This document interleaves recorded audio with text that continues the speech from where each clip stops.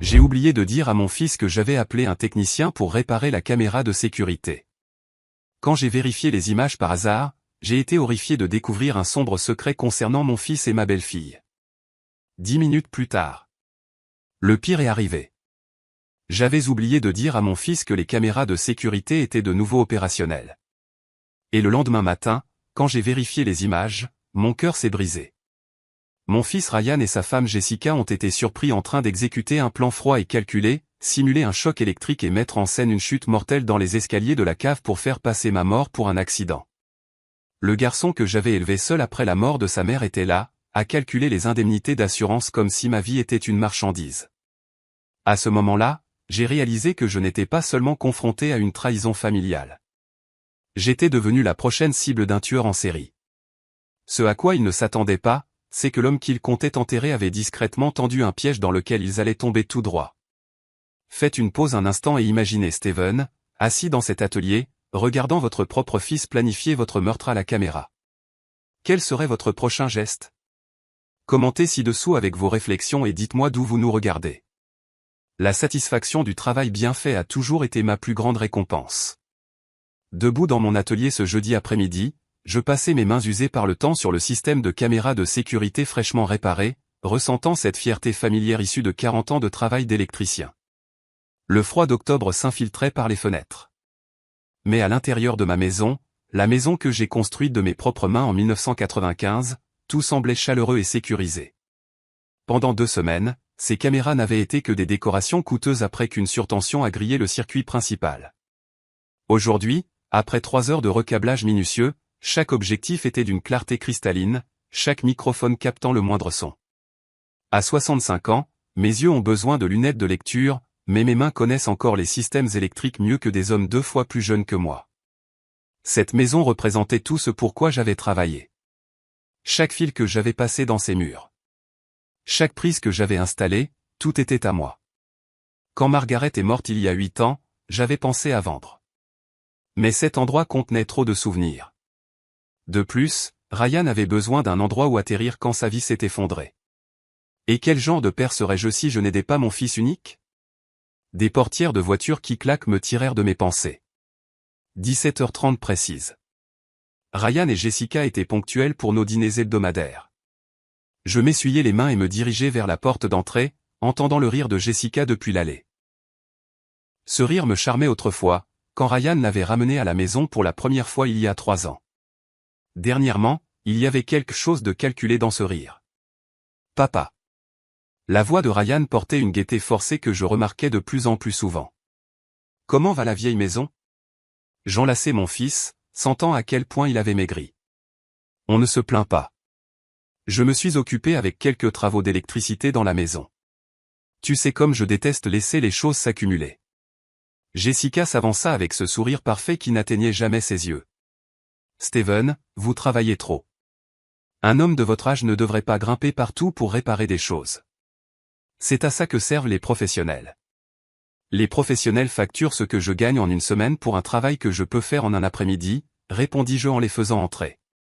Et puis, ça occupe ses vieilles mains. Pendant le dîner, je les observais plus attentivement que d'habitude. C'était peut-être l'électricien en moi, entraîné à remarquer quand les circuits ne fonctionnent pas correctement. Jessica n'arrêtait pas d'orienter la conversation vers la maison, posant des questions sur la valeur de la propriété, se demandant si j'avais envisagé de mettre à jour mon assurance. Ryan évitait à peine mon regard, donnant des réponses vagues sur sa recherche d'emploi qui ne tenait pas la route. Des nouvelles de ses entretiens, demandai-je en coupant mon rôti. Ryan se tortilla mal à l'aise. Le marché est difficile, papa. Mais j'ai des pistes prometteuses. C'est merveilleux, intervint doucement Jessica. Steven, vous êtes si généreux avec cette allocation mensuelle. 700 $, ça aide tellement. La façon dont elle l'a dit me donna la chair de poule, comme si c'était leur dû, et non mon choix d'aider ma famille. En parlant de la maison, continua Jessica, avez-vous pensé à mettre à jour votre système de sécurité? Ces vieilles caméras ne sont probablement plus très fiables. J'allais mentionner que je venais de passer l'après-midi à remettre le système en parfait état de marche quand le téléphone sonna. C'était Madame Patterson, la voisine, affolée par une fuite d'eau dans sa cave. Pourrais-je y jeter un œil? Son défunt mari s'était toujours occupé de ces choses. Bien sûr, Hélène. J'arrive tout de suite. Je raccrochai et me tournai vers Ryan et Jessica, qui prenaient déjà leur manteau. Désolé, les enfants. Le devoir m'appelle. Pas de problème, papa, dit Ryan, évitant toujours mon regard. On devrait y aller de toute façon. Je les accompagnai jusqu'à la porte, ce pressentiment grandissant. Quelque chose clochait ce soir. Les questions insistantes de Jessica sur la sécurité. L'inconfort évident de Ryan. Mais Madame Patterson avait besoin d'aide, et les voisins passaient en premier. Alors que leur voiture s'éloignait, je réalisai que j'avais complètement oublié de mentionner que les caméras fonctionnaient à nouveau. L'appel téléphonique avait entièrement interrompu le fil de mes pensées. Demain, je leur dirai autour d'un café et ferai un test complet de tout le système. Après 40 ans à résoudre des problèmes électriques, j'avais appris que la meilleure façon de déceler les problèmes était d'observer tout quand les gens pensent que personne ne regarde. Le vendredi matin arriva avec cette clarté vive d'octobre qui rendait tout plus net. J'avais mal dormi, mon esprit ressassant l'étrange tension du dîner de la veille. À 10 heures, j'étais dans mon atelier avec un café frais, prêt à effectuer ce test complet du système de sécurité. Les multiples moniteurs s'animèrent avec une clarté satisfaisante. Chaque angle de ma maison était affiché en haute définition, la captation audio si claire que je pouvais entendre le bourdonnement du réfrigérateur. 40 ans de travail d'électricien m'avaient appris à apprécier les installations de qualité. Et ce système rivalisait avec tout ce que les professionnels facturent des milliers de dollars pour installer. J'étais en train de régler les angles des caméras quand j'entendis une clé dans ma porte d'entrée. L'horodatage indiquait 10h15. À travers la caméra du salon, je vis Ryan et Jessica entrer, se déplaçant avec l'assurance désinvolte de ceux qui sont chez eux. Mais ils n'étaient pas censés être là. Ryan avait parlé d'entretien d'embauche, Jessica de course. Mon doigt plana sur l'interphone quand quelque chose dans leur comportement me glaça sur place. Ils regardaient autour d'eux avec précaution, vérifiant les coins, écoutant pour déceler ma présence. Ce n'était pas une visite familiale amicale. Puis j'ai compris. Ils n'avaient aucune idée que les caméras fonctionnaient. L'appel de la veille m'avait interrompu avant que je ne mentionne la réparation. Ils croyaient toujours que le système était hors service. Ils pensaient être invisibles. Parfait, dit Jessica, sa voix d'une clarté cristalline à travers l'audio. Il n'est pas là, et ses caméras sont toujours en panne depuis la surtension. Ryan semblait mal à l'aise, s'agitant nerveusement. Fouiller dans ses papiers personnels, ça ne se fait pas, Jess. Ça ne se fait pas? Le rire de Jessica n'avait rien du son charmant que j'avais connu. C'était froid, calculateur. Ryan, nous en avons discuté. Dimanche matin. On fait passer ça pour un accident électrique dans la cave. Ton père bricole toujours là en bas. Totalement crédible. Mon sang se glaça. Dimanche matin. Accident électrique. Il ne prévoyait pas de me voler. Il prévoyait de me tuer. L'assurance vie à elle seule s'élève à 200 000 $, continua Jessica en sortant des dossiers de mon bureau dans la chambre. Plus la valeur de la maison, plus de 600 000 $ au total. Assez pour payer tes dettes de jeu et recommencer à zéro. Le visage de Ryan devint blême. Je sais que l'argent résoudrait tout, mais c'est mon père, Jessica. Ton père qui a contrôlé ta vie pendant 32 ans, lança-t-elle sèchement. Harold Peterson a été plus difficile à convaincre que toi, et ça a parfaitement fonctionné. Harold Peterson. Ce nom ne me disait rien, mais son ton désinvolte me fit frissonner. Qui est Harold Peterson? Demanda Ryan. Jessica sourit. Ce sourire parfait que j'avais trouvé charmant autrefois. Un vieil homme à Toledo avec une belle maison et une nature confiante. Le certificat de décès indiquait des causes naturelles. Pas d'enquête nécessaire. Dorothy Mitchell à Akron, c'était encore plus facile. La pauvre est juste tombée dans les escaliers après avoir cédé sa propriété. La pièce se mit à tourner autour de moi. Ce n'était pas du désespoir ou de la cupidité familiale. C'était un mode opératoire. Jessica était une prédatrice et j'étais sa dernière cible. Tu ne m'as jamais dit qu'ils étaient vraiment morts, murmura Ryan. Qu'est-ce que tu croyais qu'il s'était passé? Qu'ils avaient déménagé en Floride? La voix de Jessica suintait le mépris. Ryan, grandis un peu. C'est comme ça que le monde fonctionne. Les faibles sont dévorés par les forts. Je regardais mon fils, le garçon que j'avais élevé seul, hocher lentement la tête en signe d'accord. Tout ce qu'il y avait de bon en lui était systématiquement détruit par le poison de cette femme. Dimanche matin, 8 heures, continua Jessica en étalant des documents sur ma table basse comme un général planifiant une campagne. Choc électrique dans l'atelier de la cave, chute dans les escaliers. Appel au 911 retardé. À midi, nous serons des membres de la famille éplorés avec un avenir rentable. 2 jours. J'avais 2 jours avant qu'il ne prévoie de m'assassiner dans ma propre maison. Assis au milieu des outils et des compétences qui avaient bâti ma vie, je réalisais qu'oublier de mentionner ces caméras avait peut-être été l'erreur la plus chanceuse que j'ai jamais faite. Jessica avait déjà tué 2 fois, mais elle n'avait jamais ciblé quelqu'un qui pouvait la voir venir. Le chasseur venait de devenir la proie, et elle ne le savait même pas encore. L'horloge de mon tableau de bord indiquait 12h45. En me garant sur le parking de Sullivan et Associés, mes mains étaient stables, plus stables qu'elles ne l'avaient été de toute la matinée, car maintenant j'avais un plan. Le choc de la découverte était derrière moi. Ce qui m'attendait, c'était l'action. Le bureau de Catherine Sullivan sentait le cuir et la détermination. Elle était plus jeune que je ne l'avais imaginé, peut-être 50 ans, avec des yeux vifs qui ne manquaient rien. J'avais appelé à l'avance, utilisé le mot « urgence », et elle avait libéré son après-midi. « Monsieur Brox, vous avez mentionné un complot pour meurtre au téléphone. Je dois tout entendre. » Je fis jouer les enregistrements sur mon téléphone. La voix de Jessica emplit la pièce. Dimanche matin, 8 heures. Choc électrique dans l'atelier de la cave. Chute dans les escaliers. Appel au 911 retardé. L'expression de Kate se durcit à chaque mot. Ce n'est pas de la cupidité familiale désespérée, Monsieur Brox. C'est de la maltraitance de personnes âgées avec homicide. Vous avez mentionné qu'elle a fait référence à des victimes précédentes. Harold Peterson à Toledo, Dorothy Mitchell à Akron, tous deux décédés après des transferts de propriété. Elle tapait déjà sur son ordinateur. Je programme une évaluation d'urgence de vos facultés mentales avec le docteur Hamilton.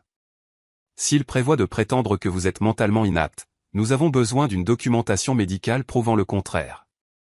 Pouvez-vous y être pour 14h30 ? Absolument. Bien. J'appelle aussi mon détective privé. Si cette femme a déjà fait ça, il y aura des dossiers.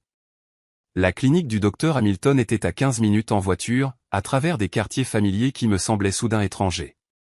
Tout paraissait identique, mais je voyais tout à travers le prisme de quelqu'un marqué pour mourir dans 36 heures. L'évaluation cognitive fut approfondie, test de mémoire, exercice de résolution de problèmes, questions sur l'actualité. Le docteur Hamilton était mon médecin depuis plus de 10 ans, et son inquiétude était sincère.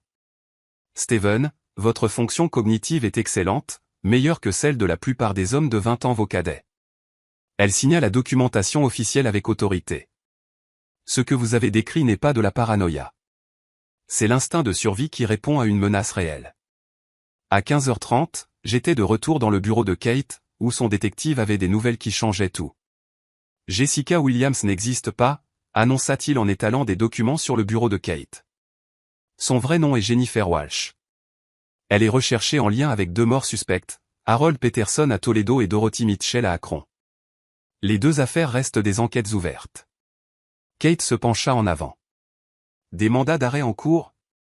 Des mandats d'arrêt actifs en Ohio. Fraude financière, maltraitance de personnes âgées, et maintenant suspicion d'homicide. La police locale peut l'arrêter sur le champ. Les pièces du puzzle s'assemblaient avec une clarté terrifiante. Jennifer Walsh était une prédatrice spécialisée dans les victimes âgées. Et Ryan me l'avait livré comme un cadeau emballé. Quel est notre délai ? Demanda Kate. Il prévoit le meurtre pour dimanche matin. Ça nous laisse. Je vérifiai ma montre. 41 heures. Plus qu'assez. Kate attrapait déjà son téléphone. J'appelle le détective Frank Morrison. Il dirige l'unité des crimes contre les personnes âgées.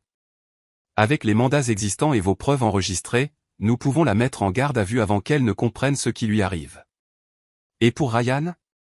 L'expression de Kate s'adoucit légèrement. La complicité de meurtre est passible d'une lourde peine, mais s'il coopère et témoigne contre elle, il pourrait y avoir des options. Les enregistrements montrent clairement quel est le cerveau de l'opération. À 16h30, notre stratégie était établie. Le lendemain matin, le détective Morrison examinerait toutes les preuves. L'évaluation médicale me protégeait contre toute contestation de mes facultés. Les mandats d'arrêt en cours donnaient à la police l'autorité pour une arrestation immédiate. Monsieur Brox, dit Kate alors que je me préparais à partir. Vous avez fait quelque chose de remarquable ici. La plupart des victimes de maltraitance ne voient jamais le coup venir. Non seulement vous avez détecté la menace, mais vous êtes en train d'arrêter un tueur en série. En marchant vers ma voiture, je ressentis quelque chose que je n'avais pas éprouvé depuis des années. La satisfaction d'un plan qui se met en place. Jennifer Walsh avait fait une erreur cruciale. Elle avait supposé que j'étais juste un autre vieil homme sans défense, attendant d'être victimisé. Demain, elle apprendrait que certaines proies se défendent. L'air du soir portait l'odeur des feuilles d'automne et des possibilités. Dans 37 heures, soit je serais mort dans ma cave, soit Jennifer Walsh serait menottée. Je savais sur quel résultat je pariais. La maison me parut différente quand je rentrais ce soir-là. Même mur, même meuble, mais maintenant chaque recoin pouvait contenir une preuve. J'exécutais ma routine d'avant-dîner avec une normalité étudiée, tandis que mon système de surveillance amélioré capturait tout avec une clarté cristalline. Ryan et Jessica arrivèrent à 6 heures précises, leur sourire du vendredi soir aussi prévisible qu'une horloge. Mais ce soir, j'écoutais plus que la conversation du dîner. « Comment s'est passée ta journée, papa » demanda Ryan en s'installant dans son fauteuil habituel. « Productive » répondis-je, ce qui était l'euphémisme du siècle. Je me suis occupé d'affaires importantes en ville. Les yeux de Jessica s'aiguisèrent légèrement. « Oh, quelque chose d'intéressant ?» Juste des courses de vieil homme. Rendez-vous chez le médecin, paperasse. Tu sais ce que c'est. Le mensonge vint facilement. Laissez-les penser que je n'étais qu'un vieil imbécile traînant ces derniers jours. Pendant le dîner, Jessica s'excusa pour passer un coup de fil. Grâce au système audio amélioré, sa voix me parvint parfaitement depuis la cuisine. Vinny, c'est Jennifer. Dimanche matin est confirmé. Oui, 8 heures précises. Non, le vieil homme ne se doute de rien. Assure-toi que ton équipe de nettoyage soit prête pour 10 heures. Vinny, un autre joueur dans ce jeu mortel. Je notai le nom alors que Jessica revenait à table avec ce sourire étudié. Désolé pour cet appel professionnel. Après le dîner, ils passèrent au salon pendant que je faisais la vaisselle. Mes oreilles étaient à l'écoute de chaque mot grâce au système de surveillance. Je ne peux pas continuer à faire ça, la voix de Ryan était à peine un murmure. Le regarder dans les yeux, en sachant ce que nous prévoyons. Ryan, on en a déjà parlé. La patience de Jessica s'amenuisait. Tu dois 50 000 $ à des gens qui brisent des jambes pour les retards de paiement. Ta date limite est lundi matin. Que penses-tu qu'il se passera si nous n'allons pas jusqu'au bout? 50 000 $ de dette de jeu soudain, le désespoir de Ryan prit tout son sens. Il doit y avoir un autre moyen, plaida-t-il. Il n'y a pas d'autre moyen, la voix de Jessica devint tranchante. Tu crois que ça me plaît? Tu crois que je voulais devenir ce que je suis? Mais c'est de la survie, Ryan. Soit ton père meurt, soit c'est toi. Choisis. La brutalité désinvolte de ces mots me stupéfia. Mon propre fils réduit à ce calcul impossible. Parle-moi de Vinny, dit Ryan après un long silence. Vincent Castellano. Il s'occupe de la partie technique. Faux documents, opération de nettoyage, gestion des témoins. Il fait ça depuis 20 ans dans cet état. Jamais été pris. Gestion des témoins. Parfois, les voisins deviennent curieux. Parfois, de vieux amis posent trop de questions. Vinny gère ces situations. L'ampleur de cette opération devenait claire. Ce n'était pas seulement un meurtre. C'était du crime organisé avec un nombre de victimes s'étendant sur plusieurs États. Dimanche matin, 8 heures, continua Jessica, sa voix maintenant professionnelle. Tu seras là tôt, soi-disant pour prendre des nouvelles de ton père. Je serai dans la cuisine à faire du café. Il descendra à l'atelier de la cave comme il le fait toujours. Et puis, accident électrique. L'atelier a des fils dénudés, du vieil équipement. Très crédible pour un homme de son âge qui insiste pour faire ses propres réparations. On le trouvera en bas des escaliers de la cave. Et si quelqu'un enquête? Ils ne le feront pas. Vinny sera là à 10 heures pour s'assurer que la scène a l'air parfaite. À midi, nous serons des membres de la famille éplorés en train d'organiser des funérailles. Je me tenais à l'évier de la cuisine, lavant machinalement la même assiette encore et encore, pendant qu'il planifiait ma mort avec l'efficacité d'une réunion d'affaires. L'argent de l'assurance est débloqué en 30 jours, ajouta Jessica. La vente de la maison peut se faire dans les 60. Nous serons dans un autre état avec de nouvelles identités avant que quiconque ne pense à poser des questions. Nouvelles identités, bien sûr. Jennifer Walsh n'était probablement qu'un nom parmi une longue liste de pseudonymes. À 21h, ils étaient partis, me laissant seul avec le poids de ce que j'avais appris. Je passais l'heure suivante à revoir chaque enregistrement, à sauvegarder les fichiers sur plusieurs supports, créant une chaîne de preuves indestructible. 34 heures. C'était tout le temps qu'il me restait avant qu'ils ne s'attendent à me trouver mort en bas des escaliers de ma propre cave. Mais Vincent Castellano et son équipe de nettoyage allaient découvrir que certains vieillards ne meurent pas en silence. Le samedi matin apporta le genre de clarté qui précède une tempête. J'étais debout avant l'aube, café à la main, passant en revue la liste de contrôle final qui déterminerait si je vivrais ou mourrais dans 20 heures. L'atelier de la cave, le lieu choisi pour le meurtre, nécessitait une couverture supplémentaire. J'installai 2 micro-caméras au plafond, les positionnant pour capturer chaque angle où il prévoyait de mettre en scène mon accident. L'ironie ne m'échappa pas. Ils avaient choisi la seule pièce de la maison où j'avais un avantage technique complet. À 8h30, j'avais des systèmes d'enregistrement de secours dans toute la maison, chacun invisible pour quiconque ne les cherchait pas. Le stockage sur le cloud garantissait que même s'ils détruisaient mon équipement, l'épreuve survivrait. Le bureau du détective Morrison sentait le vieux café et la détermination. Il était exactement ce que j'avais espéré, un professionnel aguerri qui avait vu assez de cas de maltraitance de personnes âgées pour reconnaître le vrai du faux. Monsieur Brox, j'enquête sur les crimes contre les seniors depuis 15 ans. Ce que vous avez découvert ici est l'opération la plus sophistiquée que j'ai jamais vue. Je lui fis écouter les enregistrements. Son expression s'assombrit à chaque révélation. Jennifer Walsh, dit-il en affichant des dossiers sur son ordinateur. Nous la suivons à travers 3 États. Des mandats d'arrêt en cours pour fraude et suspicion d'homicide à Toledo et Akron. Vos preuves nous donnent tout ce dont nous avons besoin. Quel est le plan? Demain, 7 heures. Nous positionnons des équipes tactiques autour de votre propriété. Au moment où elle et votre fils arriveront, nous interviendrons. Avec les mandats et vos preuves de complot enregistrées, l'affaire est solide. Et Vinny Castellano? Morrison sourit sombrement. Vincent Castellano est sur notre radar depuis 2 décennies. S'il se présente pour le nettoyage, nous l'attendrons. Cela pourrait démanteler tout un réseau criminel. La protection juridique prit 1 heure de plus. Kate avait préparé des documents qui verrouillaient chaque aspect de ma vie financière.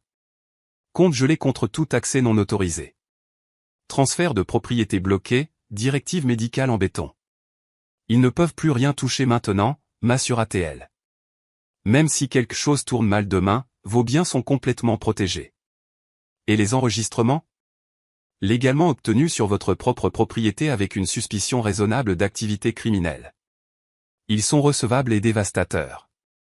N'importe quel procureur décent qualifierait cette affaire de cadeau. À midi, j'étais de retour chez moi, entouré par le bourdonnement silencieux des caméras cachées et des systèmes de secours. Tout était prêt.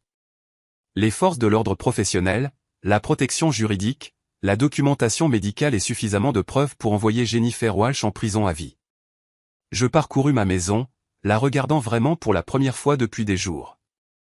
Chaque pièce contenait des souvenirs de la vie que j'avais construite ici, du fils que j'avais élevé, de l'avenir que j'avais prévu. Demain, ce fils franchirait ma porte d'entrée, avec l'intention de me regarder mourir. Mais il tomberait dans un piège préparé pendant 40 ans. Le téléphone sonna. La voix du détective Morrison était calme mais urgente. Monsieur Brox, nous venons d'apprendre que l'équipe de Castellano est déjà à Cleveland. Ils prennent ça au sérieux.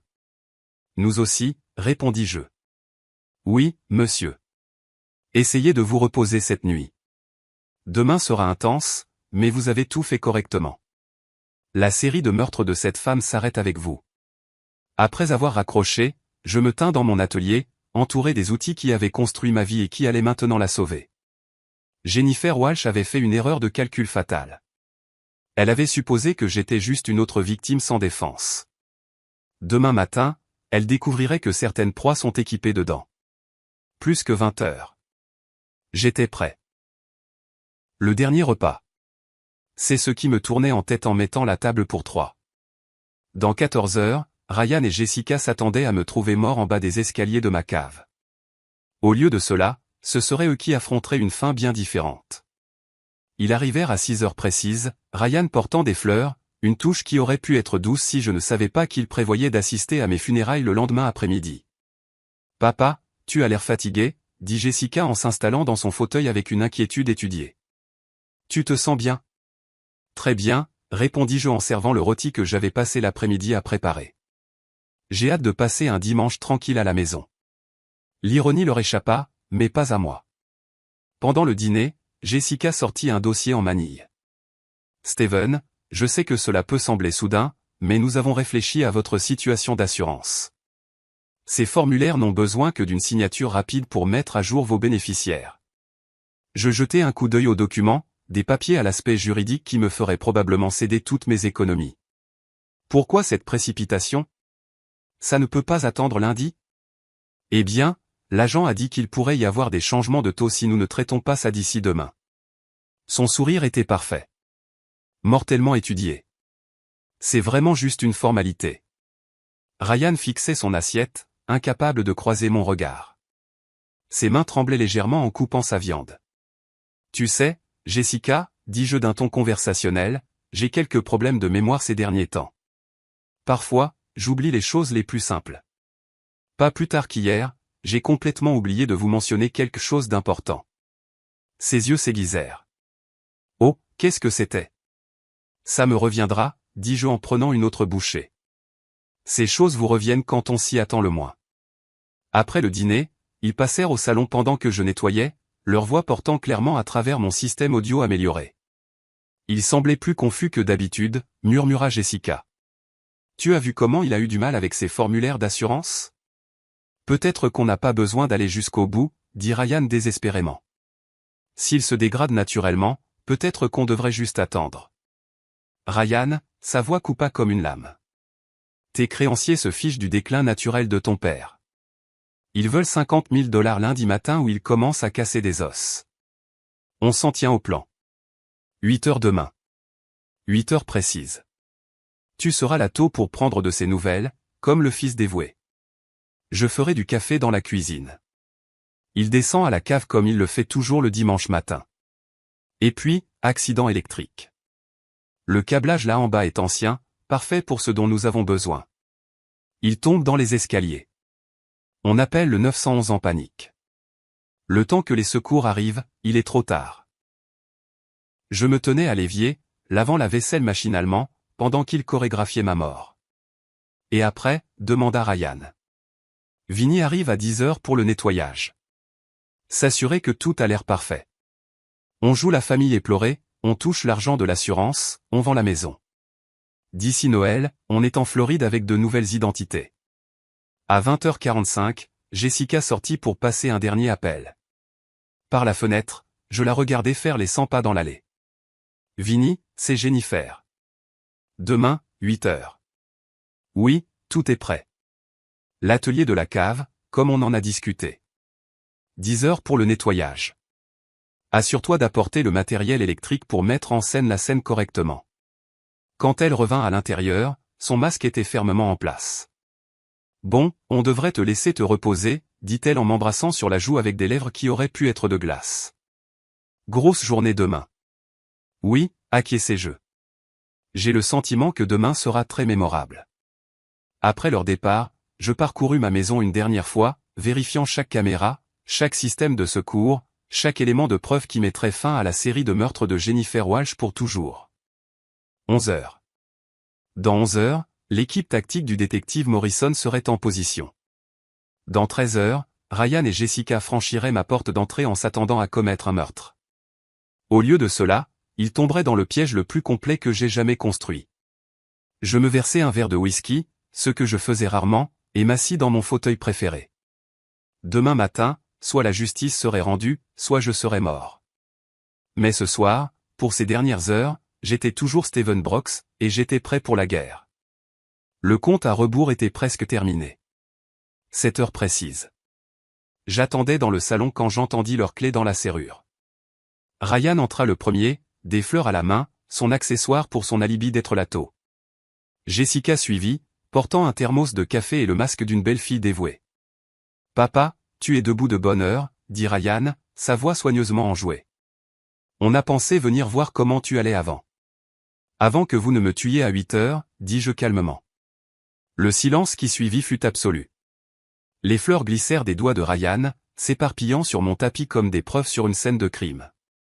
Jessica se reprit la première, ce sourire étudié se mettant en place. « Steven, quelle chose étrange à dire. Te sens-tu confus ce matin ? » Pas confus du tout.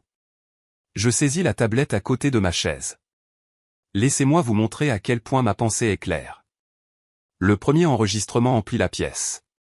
La voix de Jessica, d'une clarté cristalline grâce à mon système audio amélioré. Dimanche matin, 8 heures. Choc électrique dans l'atelier de la cave. Chute dans les escaliers. Appel au 911 retardé. Le visage de Ryan devint blanc comme un linge. Le masque de Jessica se fissura enfin. « Tu nous as enregistrés » murmura-t-elle. « Depuis 3 jours. » Chaque mot, chaque plan, chaque confession. Je fis défiler les fichiers. Harold Peterson à Toledo, Dorothy Mitchell à Akron, ton vrai nom, Jennifer Walsh. Des mandats d'arrêt en cours dans 3 États. C'est impossible, gronda Jessica. Ces caméras sont en panne depuis des semaines. Je les ai réparées jeudi après-midi. J'ai oublié de le mentionner vendredi matin. L'erreur la plus chanceuse de ma vie. Je me levai, me sentant plus fort que je ne l'avais été depuis des années. Tu vois, Jennifer, tu as fait une erreur fatale. Tu as supposé que j'étais juste un autre vieil homme sans défense. Ryan s'effondra dans un fauteuil, le visage dans les mains. Papa, je suis tellement désolé. Je n'ai jamais voulu ça. Les dettes de jeu, les menaces. 50 000 $, dis-je. C'est ce que valait ma vie pour toi. Ça ne devait pas se passer comme ça, la voix de Ryan se brisa. Elle a dit que ça aurait l'air naturel, que personne ne serait blessé. Personne ne serait blessé ? Je fis jouer un autre enregistrement. La voix froide de Jessica décrivant la mort d'Harold Peterson. L'accident de Dorothy Mitchell. Elle a déjà tué, Ryan. Tu ne l'aidais pas à commettre une fraude. Tu l'aidais à commettre un meurtre. Le sang-froid de Jessica vola complètement en éclats. Tu ne comprends pas ce que c'est, dehors. Ces vieux imbéciles assis sur des fortunes pendant que les jeunes luttent. Alors tu as décidé d'accélérer le processus d'héritage. Ils allaient mourir de toute façon. J'ai juste rendu ça rentable. L'aveu était parfait, capturé en haute définition par des caméras dont elle ignorait l'existence. Mais je n'avais pas fini. Parle-moi de Vincent Castellano, dis-je. Qui ? Mais ses yeux la trahirent. Vinny, ton spécialiste du nettoyage. L'homme que tu as appelé hier soir pour coordonner la suppression des preuves après mon meurtre. Ryan leva brusquement les yeux. Meurtre ? Tu avais dit que ce serait un accident. Ça l'aurait été, lança Jessica, si ton père ne s'était pas transformé en une sorte d'expert en surveillance. En fait, dis-je en vérifiant ma montre, Vinny ne vient pas. Aucun membre de ton réseau n'est plus opérationnel. Comme par un signal, la porte d'entrée s'ouvrit violemment. Le détective Morrison entra avec son équipe tactique, arme au poing, badge visible. Police de Cleveland. Personne ne bouge. Kate Sullivan suivit, portant une mallette pleine de documents juridiques. Jennifer Walsh, vous êtes en état d'arrestation pour complot en vue de commettre un meurtre, fraude envers une personne âgée et pour des mandats d'arrêt en cours concernant les décès de Harold Peterson et Dorothy Mitchell. Les minutes qui suivirent furent un tourbillon. La lecture des droits Miranda, les menottes et le démantèlement systématique d'une entreprise criminelle qui avait opéré dans plusieurs États pendant des années. Depuis quand savais-tu ? Demanda Ryan alors qu'on le menottait. Depuis vendredi matin, répondis-je. Quand je vous ai entendu planifier ma mort. Tu as fait ce choix, Ryan. Quand elle t'a donné le choix entre ma vie et tes dettes, tu as choisi l'argent. Alors qu'on l'emmenait, je ressentis quelque chose d'inattendu. Pas de la satisfaction, mais de la tristesse. J'avais élevé ce garçon, je l'avais aimé, je m'étais sacrifié pour lui. Mais l'homme qu'on arrêtait n'était plus mon fils. C'était un étranger qui avait été prêt à me regarder mourir. Le détective Morrison s'approcha alors que la dernière partie de l'équipe tactique quittait les lieux. Monsieur Brox, c'est terminé. Nous avons arrêté 6 membres du réseau Castellano à travers l'Ohio. Cette opération est finie. Je regardais autour de moi dans mon salon, la même pièce où ils avaient planifié mon meurtre, où j'avais rassemblé les preuves qui m'avaient sauvé la vie. Que se passe-t-il maintenant? Maintenant, vous vivez, dit simplement Morrison. Et Jennifer Walsh ne tuera plus jamais. Dehors, je pouvais entendre les voisins se rassembler, attirés par la présence policière. Bientôt, il y aurait des questions, des journalistes, un procès. Mais pour l'instant, à ce moment précis, j'étais simplement un homme qui avait refusé de devenir une victime. L'horloge sur ma cheminée indiquait 7h45. Il y a 15 minutes, j'étais censé être mort. Au lieu de cela, j'étais enfin, complètement, en vie. 6 mois après l'arrestation, j'étais assis dans la tribune du public au tribunal alors que Jennifer Walsh était condamnée à une peine de 25 ans à la perpétuité pour meurtre multiple, maltraitance de personnes âgées et complot. Les mots du juge, votre prédation calculée sur des personnes âgées vulnérables représente le pire de la nature humaine, résonnaient dans l'air. Quand elle me regarda une dernière fois, je ne vis aucun remords, seulement un calcul froid. J'avais appris que certaines personnes ne peuvent pas être rachetées. La condamnation de Ryan fut plus difficile. Il reçut 12 ans pour complot et maltraitance de personnes âgées. Depuis le banc des accusés, ses yeux contenaient encore le garçon que j'avais élevé, pas l'homme qui avait aidé à planifier ma mort. Le juge rappela à tous que la trahison au sein des familles, là où la confiance est présumée, mérite la plus grande sévérité. Les procès du réseau Castellano se déroulèrent dans 3 États. Vincent Castellano lui-même écopa de plusieurs peines à perpétuité. Le FBI estima que leur opération avait ciblé plus de 30 victimes âgées sur 2 décennies. Mes enregistrements secrets fournirent les preuves cruciales qui démantelèrent l'ensemble du réseau. Cependant, les victoires au tribunal n'étaient que le début de quelque chose de plus grand. Le changement commença dans mon propre quartier avec Madame Patterson, la veuve dont l'appel téléphonique affolé avait déclenché le sauvetage. J'installai un système de sécurité complet chez elle et lui appris à repérer les signes avant-coureurs de la fraude et de la manipulation envers les personnes âgées. Vous m'avez redonné quelque chose que j'avais perdu à la mort de Harold, me dit-elle, tenant la liste de contrôles de sécurité que nous avions créée. Le sentiment que je peux me protéger et faire mes propres choix. La nouvelle se répandit rapidement dans la communauté des seniors de Cleveland. En quelques mois, je conseillais des familles à travers la ville, sécurisant des maisons, auditant des finances et informant les proches sur les tactiques prédatrices. La police locale m'invita à parler lors de réunions communautaires. Le détective Morrison me présenta en disant que j'avais non seulement sauvé ma propre vie, mais que j'avais aussi montré comment les seniors pouvaient se défendre contre les prédateurs qui les supposent sans défense. Le bureau du procureur général de l'Ohio me demanda d'aider à rédiger des protocoles de protection des personnes âgées, et mon histoire devint centrale dans une campagne de sensibilisation à l'échelle de l'État. Le message était simple et puissant, l'âge apporte l'expérience et les compétences pratiques pour reconnaître et résister aux dangers. Le docteur Hamilton resta mon médecin et devint une amie proche et une alliée.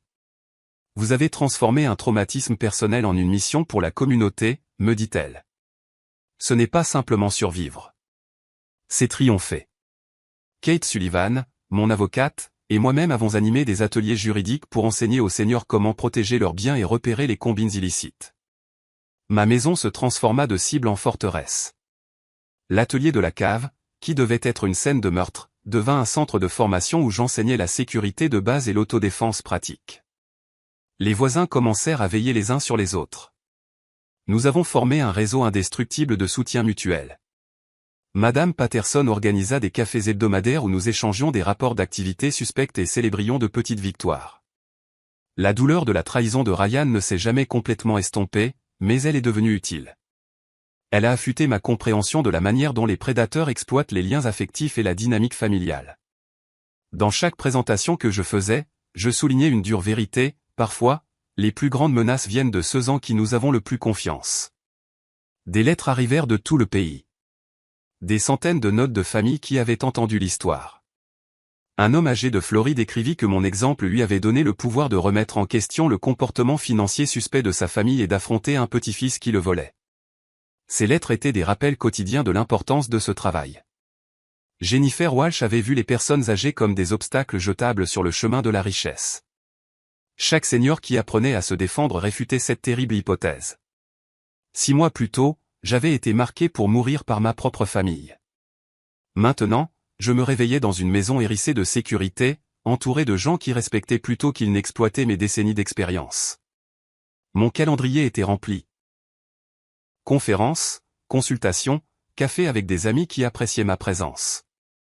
La plus grande victoire n'était pas simplement d'avoir survécu à un complot meurtrier. C'était de découvrir que la vraie famille m'attendait depuis toujours dans ma communauté, prête à apprécier ce que j'avais à offrir. Parfois, Dieu nous place dans des situations qui testent non seulement notre survie, mais aussi notre foi en l'humanité elle-même.